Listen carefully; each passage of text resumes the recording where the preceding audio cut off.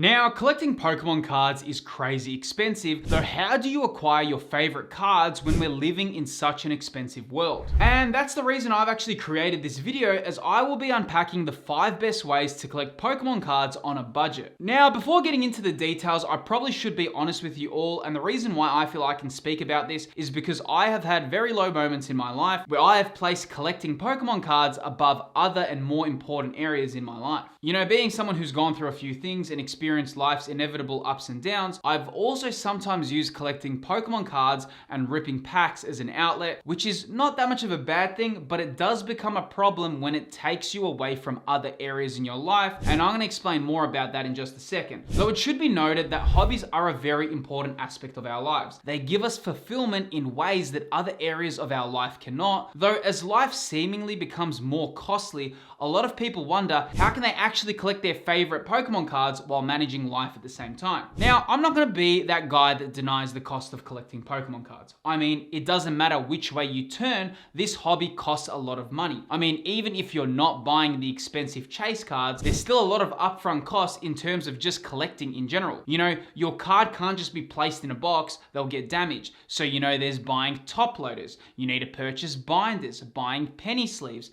Then if you want to grade your cards, there's a lot of costs associated with that as well. And on top of that, there's obviously buying the cards and the actual packs. So yes, it gets very expensive very quickly. And there's also a certain level of skill involved to ensure that you actually buy the right products that have the best chance of holding their value or even appreciating, which I will explore within this video. Your hobby doesn't need to be dead money. There is a way to get the best of both worlds. Now, like I've said before, I've been pretty open, right? I mean, about the struggle with placing collecting Pokemon cards above other areas in my life, and that's because I had such a deep emotional connection to cards, and collecting helped me escape through a very difficult time in my life. And unfortunately, during the time that I was struggling, I spent a huge amount of money on Pokemon cards, and I was stupidly using buy now, pay later services to stock up on Pokemon cards, as I was feeling like an endless void. And honestly, I'm a little bit embarrassed about the whole thing, though I think it's important that I share my experience with others and hopefully ensure that others don't get themselves in that situation. Though with that unique life experience, I'm kind of grateful as well, because what's come out of it is a lot of wisdom, and wisdom that I want to share with all viewers out there. Now, the first tip is balance your life by focusing on more than one hobby. Collecting Pokemon can become all-consuming, and it's easy for it to take over and become a primary focus, though having other hobbies is important to ensure you take relevant breaks. Now, contrary to what other people think,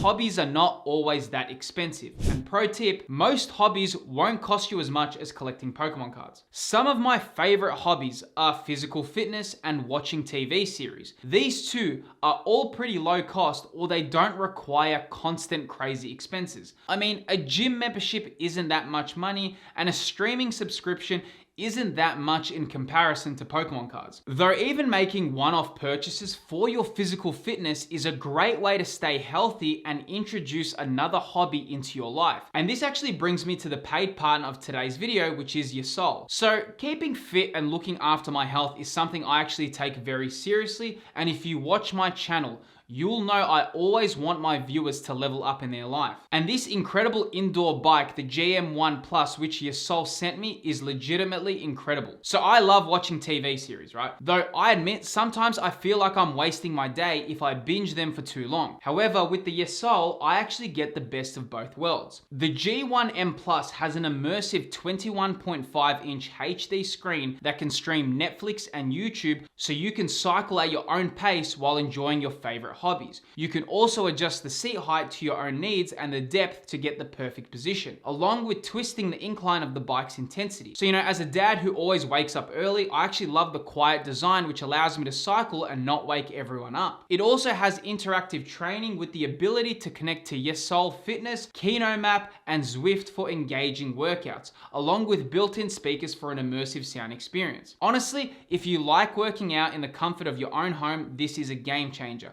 and every household could use one. Keeping fit is imperative, and it's one of my biggest passions outside of Pokemon collecting. And of course, the best part is that all my viewers have access to a unique $100 discount code, which can be found within the description of this video, along with the link to purchase the bike. Though, in saying that, There's a lot of hobbies out there which can be low cost, and introducing these is a great way so Pokemon collecting doesn't become some all-consuming thing. Now, firstly, it should be noted that you shouldn't ever feel bad about spending money on your hobbies, especially if you're in control with your spending habits. In fact, hobbies are one of the best things in life satisfaction. A recent study published in Nature Medicine found that having a hobby significantly boosts overall well-being, particularly in older adults, and the research, which involved over 93,000 people across 16 countries, revealed that those who engaged in hobbies reported better physical health, higher happiness levels, fewer symptoms of depression, and greater life satisfaction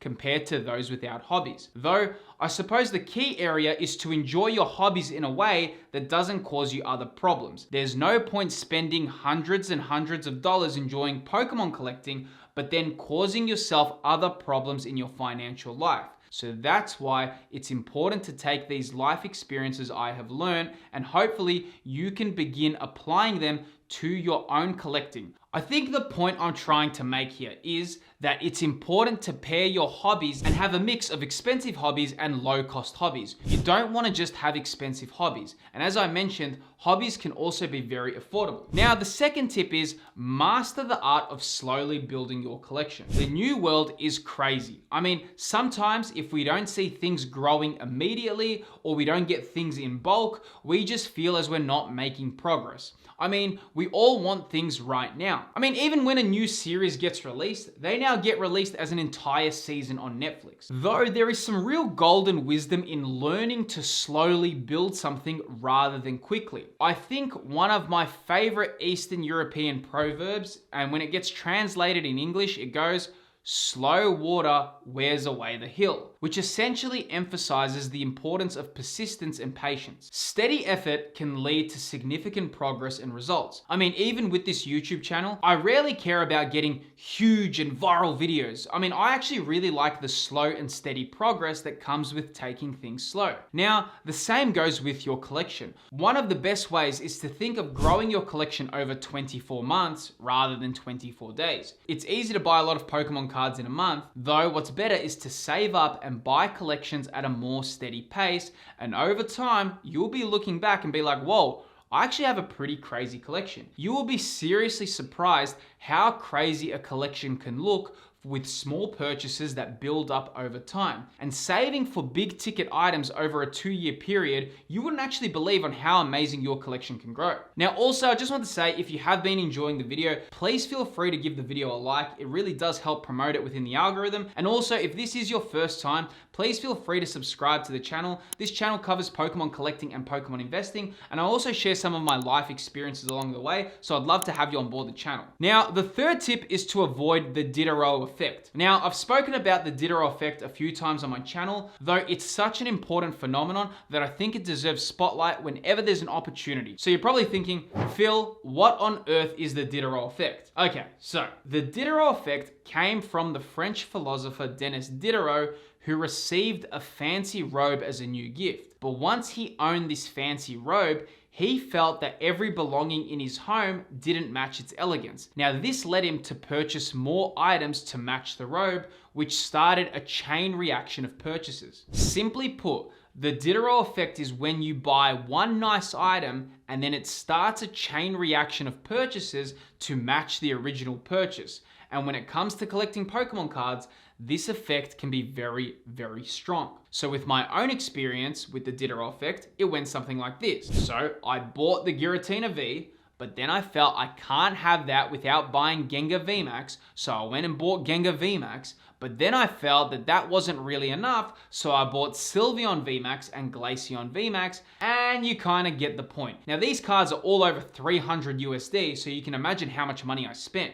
One expensive purchase, which should have been enough, turned into a spiral of purchases. So the Diderot effect is so incredibly powerful, and it happens due to a level of dissatisfaction. We experience this effect because as humans, we have a natural sense of consistency and identity. When we feel we have one of something, it feels as if it's mismatched or imbalanced, so we try to level it out. The problem is, when you're dealing with cards worth hundreds and hundreds of dollars, it can get very problematic. What's important is to pace yourself and understand when you're full, just don't overdo it. And funnily enough, this actually brings me to the next point, which is setting collection goals and sticking to them. Setting goals when collecting is really important.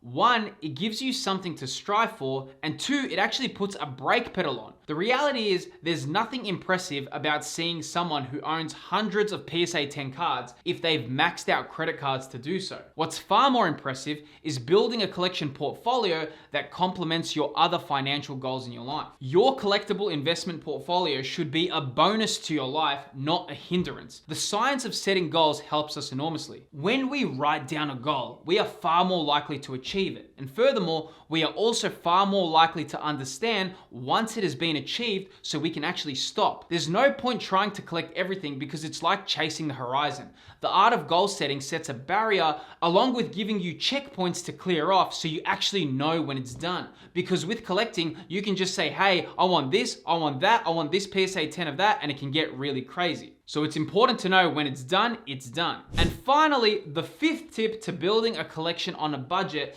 is master the art of avoiding self-comparison. We are so flooded today with self-comparison. Everywhere you go, whenever you turn on social media, it looks like everyone is doing better than you. It's funny because what we post online is usually the best part of our lives. I mean, even myself, I try to show you the best parts of my life with my channel, but I don't dive into the hard parts of my life, which admittedly I probably should be more open about so people don't feel so isolated. Because man, life is tough. You'll experience a lot of challenges, and sometimes you may watch a content creator, or you may watch another channel and think, wow, this person has a better collection. Or maybe your friend just bought a few cards and you're like, wow, I feel like I don't have those as well. And you want to do the same, and it can become a massive issue if you fall for that trap. I mean, take it from me, build your collection for yourself. My collection and collectible investment goals are personal to me, and I've actually fallen victim to self-comparison, and it caused me issues previously. And I cover a lot more of that topic in detail within this video on screen right here.